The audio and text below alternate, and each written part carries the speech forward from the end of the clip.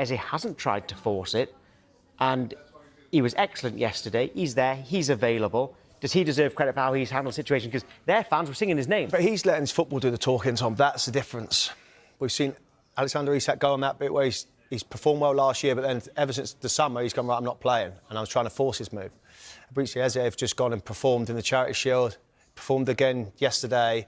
He's let the football do the talking. So nobody can actually say anything bad about him. Oh, he's trying to move, because he's certainly not playing like he's sulking.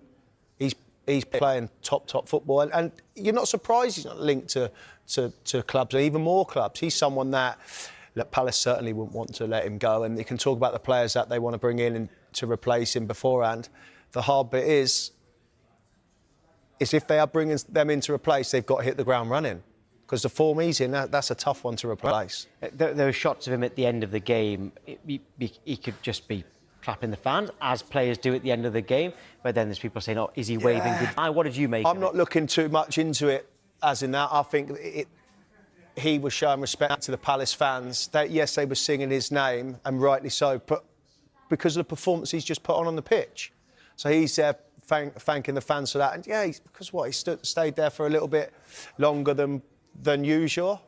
He's just in that moment where emotional in the. I hope it is. You don't walk off halfway through the singing your name. No, of course not. You've got to show appreciation to the fans, and that's what he's done. And look, they understand. I think the Palace fans understand where Eze's at. They'd love to keep him at the club, but also they would understand if he leaves.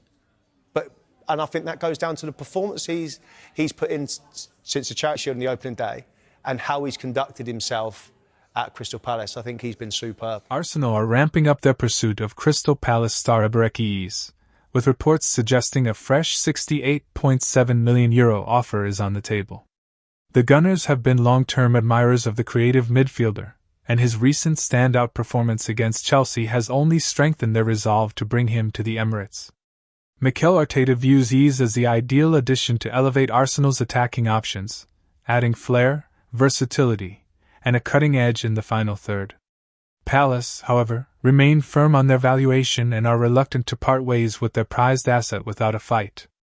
While Arsenal push ahead in negotiations, the South London club are weighing their options carefully, knowing Eze's influence could be difficult to replace. The transfer saga is heating up, and with both clubs holding strong positions, fans could be in for a dramatic conclusion in the coming weeks.